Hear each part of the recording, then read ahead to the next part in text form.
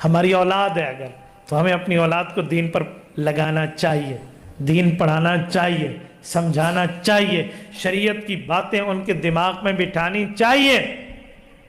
حدیث پاک میں ہے نابالغ کو نہ مت مارنے کی بات ہے، نابالغ کو مارو نہیں، لیکن ماں باپ کو خاص طور پہ اللہ کے رسول نے اجازت دی ہے، مرو اولادکم بالصلاۃ وہم ابناء سبع، کہا تمہارا بچہ 7 سال کا ہو جائے تو نماز کا حکم کرو، نماز اسے پڑھاؤ، نماز سکھاؤ، نماز پہ لگاؤ، نماز کی عادت بناؤ۔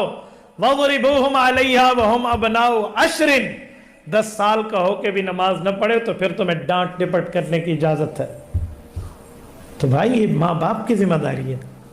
ماں باپ اپنی اولاد کے بارے میں اتنے سینسٹیو ہو جائیں کہ انہیں 8 بجے اسکول پہ جگانا تو ماں کو یاد ہو، اور 6 بجے صبح کی نماز پہ جگانے میں اس کی نیند خراب ہوتی ہو۔ کہاں بیٹھے ہیں ہم، کہاں بیٹھے ہیں؟ اور کل پھر یہی اولاد جس کو دین نہیں پڑھائیں گے وہ ماں باپ کے گلے فٹ ہوں گے، تو ماں باپ مولوی کے پاس آئیں گے، جی کوئی صلوات رکھ دو، کوئی دم رکھ دیں، کوئی تعویذ دے دیں، میرے بیٹے میرا کہنا نہیں مانتے۔ پہلے سے آپ انہیں شریعت کے اسلام سمجھاتے، دین سمجھاتے، پاک سمجھاتے، گناہوں میں کیوں ڈال کے آپ بیٹھے ہیں؟ آپ اپنی اولاد کی تربیت کریں، غلط چیزوں کے بارے میں واضح کہیں بیٹا یہ برا ہے، اچھی چیزوں کی ترغیب دے کر کہیں یہ اچھا ہے۔ میرے بیٹے میرے ساتھ چل رہے، بچے نے مجھ سے پوچھا ابو یہ گانا بجانا کیوں ہے، شور شرابہ کیوں ہے؟ اب 2 باتیں ہیں، میں اسے کیا کہتا، بیٹا ادھر شادی ہو رہی ہے اس لیے گانا بجانا ہے، تو اس کا ذہن بنتا کہ جب شادیاں ہوں گی تو گانا بجانا جائز ہے۔ تو میں نے یہ جواب نہیں دیا، میں نے کہا بیٹا مجھے بھی ان پہ بہت حیرانگی ہے کہ شادی تو اللہ کی نعمت ہے، تو نعمت پہ اللہ کا شکر کرتے، یہ گانا بجانا کر کے گندے لوگ بن رہے ہیں۔ وہ بات کریں نا جو اس کے مائنڈ میں بنے۔ آج آپ نے کہا نا شادی ہے تو وہ یہ سمجھے گا کل میں ہی 4 میراثی سر کے ڈھول بجواؤں، وہ یہ سمجھے گا نا ہم نے اسے یہ مائنڈ دے دیا ہے کہ کل ہماری شادی ہوگی تو 4 ڈم اور میراثیوں کو بلوا کے ہم بھی ڈھول بجوا لیں گے۔ تو بھائی لفظ سیدھا بولے۔ ہمارے والد صاحب کی قبر پہ اللہ کروڑوں اربوں رحمتیں نازل فرمائے، میرے ابا جان مجھے بچپن میں کہتے یہ پیسے لو اس فقیر کو دے دو۔ میں نے امی کو آ کر ایک دن شکایت لگائی کہ ابا جی کو کہو فقیر کو پیسے دینے تو خود دیا کر، پسینے سے شرار بور گندی بو والے فقیر بیٹھے ہوتے ہیں، اب وہ مجھے دے کے کہتے ہیں اس کو دے دو، خود دے۔ بچہ تھا نا میں نے کہہ دیا، لیکن مجھے آج سمجھ آتا ہے کہ ابو نے وہ عادت چھوڑی نہیں تھی پھر بھی مجھے دیتے تھے۔ کیوں؟ اس کی عادت بن جائے کہ بیٹا یوں اللہ کے راستے میں دینا چاہیے، یوں مستحق کو دینا چاہیے۔ جمعہ نماز پڑھ کے واپس آ رہے ہوتے تھے اور میں خوش تھا کہ بس الحمدللہ اب مجھے نماز آ گئی ہے۔ میرے والد صاحب کے ہاتھ میں تسبیح ہوتی تھی اور مجھے اللہم اجعلہ لنا اللہم اجعلھا لنا، بچی اور بچے کے جنازے کا فرق اس تسبیح کو دیکھ کر یاد ہے۔ آج بھی اس ہاتھ میں تسبیح ہوتی تھی، یاد نہ کی تھی تو آپ پہ بھگا کے لیونی ہے۔ یہ میں نے اپنے والد مکرم سے سیکھا ہے۔ میری والدہ اللہ پاک اس کی قبر پہ کروڑوں اربوں رحمتیں نازل فرمائے، اما جان رات کو سوتے وقت کبھی مجھے کورو پانڈو کے قصے نہیں سنائے، بے گنجڑو بے ارتب بھگا جو ہم اپنے بچوں کو سناتے ہیں۔ میری امی سناتی تھی موسیٰ علیہ السلام ایک نبی تھے، فرعون کا ان سے مقابلہ ہوا، اللہ پاک نے ان کو دریا پہ بھیجا تو ان کا راستہ بن گیا، وہ پار ہو گئے، فرعون ڈوب گیا۔ فغشیہم من الیم ما غشیہم، یہ آج میں قرآن کریم سے پڑھ کر سمجھتا ہوں جو اماں نے مجھے بچپن میں رات کو سوتے وقت سنایا۔ اور یاد رکھو اولاد کی تربیت پہ رات کو سوتے وقت بہت اہم ٹائم ہے، اس وقت بچے کو سمجھاؤ، اس کے دماغ میں بیٹھتا ہے، بطور قصہ سناؤ، بطور واقعہ سناؤ۔ ہم غلطی پر فوراً ڈانٹ دیتے ہیں، اس وقت ڈانٹو کہ بچہ اپنی انسلٹ محسوس کرے گا، بےعزتی محسوس کرے گا، اسے اس وقت نہ سمجھاؤ، اسے رات کو سوتے وقت 10 باتیں بھی ہیں تو سمجھا دو، وہ اس وقت ساری مان لے گا۔ موقع پر صوفی بڑھ کے چاٹ مارن تے ترکڑے بیٹھے ہیں، باقی منن دی گال کو نہیں، وانج پوتر نماز تے وانج آپ ستا پیا ابا ٹی وی لا کے پیو پوتر کھوتی کو ہاتھ لایا ہو ویسی۔ تو بھائی خود آپ بنے نا، آپ خود رول ماڈل بنے، آپ نماز پہ جائیں آپ کے بچے جائیں گے۔ اذان آتی ہے مجھے میری بیٹیاں چھوٹی اور بچے کہتے ہیں ابو نماز پہ چل، نماز پہ چل، مجھ سے ایک قدم آگے چل رہے ہوتے۔ آپ مسجد لے کر جائیں، کیوں نہیں لے کر جاتے اپنی اولاد کو؟ اس بچے کو آپ مسجد لا سکتے ہیں جو بچہ پیشاب پخانے کا خیال رکھتا ہو۔ کم از کم 4 سال کا بچہ جو ہوتا ہے نا، یہ اپنے پیشاب پخانے کا خیال رکھ سکتا ہے، یا پیمپر پہنا کر آپ بچے کو لے کر آئیں مسجد، تاکہ وہ دیکھے میرا ابا رکوع کر رہا ہے, میرا ابا سجدہ کر رہا ہے, امام نماز پڑھا رہا ہے, مقتدی پڑھ رہے ہیں, لاشعوری طور پہ اس کا مائنڈ بنے جب میں بڑا بنوں گا میں نے بھی پڑھنی ہے نماز. کھیلتا رہا ہے نا مسجد میں, کھیلتا رہا ہے, کیا ہوتا ہے؟ ہمارے لوگوں کی پتہ نہیں نمازیں بڑی حساس ہو گئی, بال نام ان پہ جو تھی وجہ. بھئی تمہیں کس نے کہا ہے بچے نہ آئے؟ کس نے کہا؟ کہتے ہیں حدیث پاک میں پاگلوں کو اور بچوں کو مسجد نہ آنے دو. میں نے کہا جی ہاں, اور یہ بھی حدیث پاک میں ہے کہ حضرت حسن حسین مسجد میں آتے تھے, یہ بھی ہے کہ صحابہ کی نمازوں میں آتے تھے, یہ بھی ہے حضور پاک کی نماز میں حضرت امامہ آتی تھی, اللہ کے رسول کندھے پہ بٹھا دیتے تھے. تو یہ حدیثیں کہاں جائیں گی؟ تجھے ایک حدیث یاد ہے؟ ہاں ہاں, اس بچے کو آنا منع ہے جو پیشاب پخانے کا خیال نہ کرے, اس کو نہ لاؤ.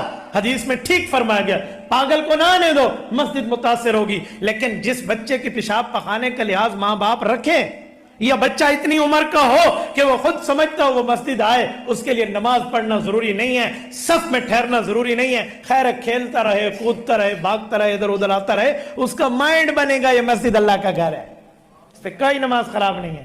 رسول پاک علیہ الصلوۃ والسلام کی حدیث حضرت امامہ آئی ہیں, اللہ کے رسول کے کندھے پہ بیٹھی ہیں, حضور سجدے پہ گئے, انہیں اتار دیا ہے, واپسی پھر بٹھا دیا ہے. حضور علیہ السلام کی نماز تو خراب نہیں ہوئی.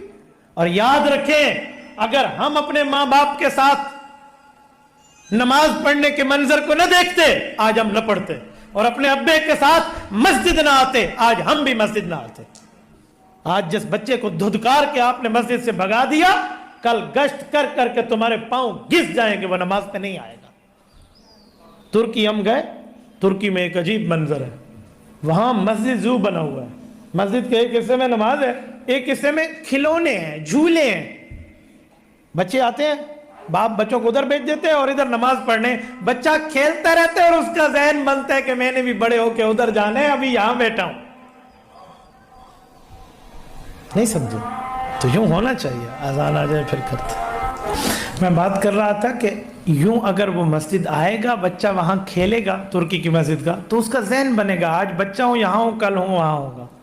ہمارے حضرات ایک بڑی پیاری جملہ فرماتے ہیں, بڑی پیاری بات ہے. وہ کہتے ہیں کہ جب تم سلام پھیرو نا اور پیچھے بچوں کی آوازیں تمہیں نہ آئیں, تو اگلی نسلوں کے نمازوں پر فاتحہ پڑھ لو ابھی سے. تو اسی لیے ایسے بچے کو مسجد آنا چاہیے, بلکہ باپ کو لانا چاہیے.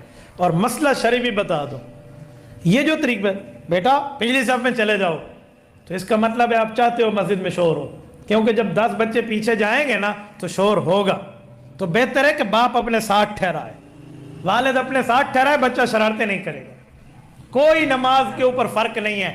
لوگ کہتے ہیں نماز ٹوٹ جاتی ہے, تو بھائی ٹوٹنے میں ساتھ مسئلہ لکھا ہوا ہے, ولد مشتہا, وہ بچہ ساتھ ٹھہرے جو ساتھ ٹھہرنے والا بد نیت ہو اور اس پر غلط نظریں رکھ کر شہوت والی نظر دے کے اس کے ٹھہرنے سے نماز نہیں ہوگی. وہ اولاد پر والد بری نظر رکھے گا تو وہ تو ساتھ ٹھہرائے گا, تو اس کے ٹھہرانے سے تو بچہ شیطانیاں بھی نہیں کرے گا اور سیکھے گا بھی. تو اس کے ٹھہرنے سے کوئی نماز نہیں ٹوٹتی. میں ایسے بچوں کو جانتا ہوں جن کو دھدکار کے لوگ پچھلی صفوں میں بھیجتے ہیں, بعد میں جب وہ بڑے ہو جائے تو منتیں لوگ کرتے ہیں کہ آؤ نماز کے, وہ کہتے ہیں نہیں آتا. تو مزاج بن جاتا ہے ایک آدمی کا. ہمارے ایک شاگرد کے بیٹے ہیں, اس کو مسجد کے امام صاحب نے کہا بھاگ جاؤ, اسے بھگا دیا. جب میں نے اسے نماز کی ترغیب دی, کہا مفتی صاحب نماز پڑھوں گا. بےمان پہ چھوکا نہ پڑھ سکتا, کہتے نماز پڑھوں گا اس مولوی کے پیچھے نہیں پڑھوں گا, کسی اور مسجد میں جا کر پڑھوں گا, جس کو شرم نہیں آتی وہ یہ کرتا ہے. اور ہم لوگ خود بھگانے والے بن گئے, نمازوں میں بھگا. ایک شخص کو توبہ طیب کرا کے ہم مسجد لائے اور مسجد لے کر اسے کہا جی وضو کر نماز پڑھ. مجھے آج بھی یاد ہے, مسجد میں لائے, وضو خانے میں بیٹھے, بڑے عرصے بعد مسجد آیا. تو ہمارے ایک پہلے کے نمازی اسے کہتے ہیں اوہ کال تا عید ہو سی, عید دا چاند آ گیا مسجد, بس کام پورا ہو گیا. کہتے کل تو عید ہوگی, آج تو عید کا چاند نظر آ گیا, شکر ہے تم بھی نماز پڑھنے آ گئے. اس نے یوں ہاتھ جھاڑے اور اٹھ کے گیا کہ آپ پڑھو تو صاحب. تو انہوں نے کہا میں نہیں پڑھتا, میں گیا. تو بتائیں یہ ہم دوسرے کو بھگانے والے ہیں. تو بھائی سیکھو صحابہ کرام کی اولادوں سے. حضرت شیخ زکریا رحمۃ اللہ علیہ فضائل اعمال میں لکھتے ہیں کہ ایک شخص کی نماز غلط تھی. حضرت حسن حسین رضی اللہ عنہما, ان دونوں شہزادگان اہل بیت, حضور پاک کی نور نظر, ان دونوں بھائیوں نے دیکھا کہ اس کی نماز ٹھیک نہیں ہے, جلدی جلدی کر رہا ہے. تو بڑے کو کیسے سمجھائیں کہ چاچا تو غلط کر رہا ہے؟ تو بڑے ہونے کا ادب بھی ہے اور مسئلہ کا سمجھانا بھی ہے. تو انہوں نے کہا چاچا جان ہم ذرا وضو کرتے ہیں, ہماری نماز کی تھوڑی نگرانی تو کر لو. انہوں نے وضو کیا اور ان کے سامنے بڑے اچھے طریقے سے دونوں بھائیوں نے نفل کی نماز پڑھی. اس کو احساس ہو گیا. جب انہوں نے سلام پھر انہوں نے کہا ہماری نمازیں ٹھیک ہے. کہا بیٹا واقعی تمہاری نمازیں ٹھیک ہیں, مجھے احساس ہو گیا کہ غلط میں تھا, میں آئندہ ٹھیک کروں گا. یہ ہے اہل بیت کی تعلیم اور تربیت. آج ہم صحابہ اور اہل بیت کا نام لیتے ہیں اور کام چھوڑا ہوا ہے. تو بھائی اس طریقے سے سمجھائیں نا, تو اپنی اولاد کو بھی سمجھائیں, بچیوں کو بھی سمجھائیں, بچوں کو بھی سمجھائیں. صرف بیٹوں پہ نہیں, اپنی بیٹیوں پہ جو گھر میں ہیں. چلو بچی چھوٹی عمر میں تو مسجد آ جائے گی, جب بڑی ہو جائے گی تو آپ نے گھر ہی بٹھانا ہے, تو اسے گھر میں پیار سے سمجھائیں. اور گھر میں پیار بیٹی کو باپ اتنا دے کہ اس کی بیٹی کسی اور سے کوئی دل کی کھلی بات نہ کر سکے, وہ ابو سے ہی کرے. باپ بیٹی میں اتنا جو ہے نا تعلق اور ریلیشن ہونی چاہیے کہ بیٹی جو بھی بات کرے باپ کو کھول کے کہہ سکے. جو رشتے ٹوٹتے ہیں, یہ جو ہے نا کیا کہتے ہیں طلاقیں ہوتی ہیں, اس کی ایک بنیاد یہ بھی ہے کہ باپ اس گمنڈ پہ بیٹھا ہوتا ہے کہ میری بیٹی میری بات مانے گی, اور بیٹی تعلیم یافتہ ہو کر اس نتیجے پہ پہنچ چکی ہوتی کہ ابو کی سلیکشن نہیں ماننی. اگر ان کی آپس میں گیدرنگ ہوتی, یہ آپس میں ایک دوسرے کو کوئی بات سمجھانے کی پوزیشن میں ہوتے, تو کبھی یہ کام نہ ہوتا. تو اس طریقے کے معاملات رکھیں, اور گھر میں جائیں تو خوش مزاج لے کر جائیں, ہنستے ہوئے جائیں. اس طرح غصے سے نہ جائیں کہ گھر والے دیکھ کے کہیں اوہ نانگواڑ آیا ہوگا. یوں نہیں ہونا چاہیے. ہاں میں حقیقت کہہ رہا ہوں. میرے ایک جاننے والے مجھے کہہ رہے تھے, میں گھر بڑا تو صحیح سپ سنگھ ویندے یکیاں کو چپ کر کے بہ ویندے. تو میں نے اسے کہا ناراض نہ ہونا, تو بندہ ہے کہ نہر اور بھگاڑ ہے. تو مجھے کہتا کیوں؟ میں نے کہا کوئی بھیڑیا گھر میں آ جائے تو سب کہتے کوئی چک شک نہ مار جائے, تو اچھا اپنے گھر کا بڑا ہے, تو بزرگ ہے, تو یہ گندا منہ چاہ کے میں نے رن اپنی جاتے ناراض, ماں اپنی جاتے غصہ, بہن اپنی جاتے غصہ, دھی تے پوتر اپنی جاتے غصہ, پوری فیملی تم سے ناراض ہے. ہنستے ہوئے بوجہ طلیق, ہنستے ہوئے چہرے کو لے کر جاؤ اور پھر بات کرو. یاد رکھو چہرے کی ہنسی بہت سے مسائل کو ختم کر دیتی ہے. میرے ایک شاگرد ہے, مجھے ان کے ہاں بیماری ہوئی تو میں جا نہیں سکا اس کی عیادت پہ. وہ مجھ سے ناراض تھے کہ میرے پاس نہیں آیا. محبت کا ایک تعلق تھا. جب وہ مجھے ملا تو میں ہنس کے ملا, اور دل میں یہ تھا کہ حدیث پاک میں ہے کہ ہنس کے ملنا بھی سنت ہے, یہ بھی صدقہ ہے. تو اس نے کہا استاد جی پہلے ناراضگی تھی اب ختم ہو گئی ہے. تو دیکھیں سنت کے اوپر بندہ عمل تو کرے نا, ہر وقت یوں غصے میں نہ بیٹھے. تو یہ ساری ترتیبیں شریعت کی ہیں, کریں گے نا انشاءاللہ اس پہ عمل. سب دوستوں کا ارادہ ہے, سب ساتھیوں کا ہے نا. اللہ آپ کو خوش و خرم رکھے. جزاکم اللہ تعالی. اقول قولی ھذا واستغفر اللہ وآخر دعوانا ان الحمد للہ رب العالمین.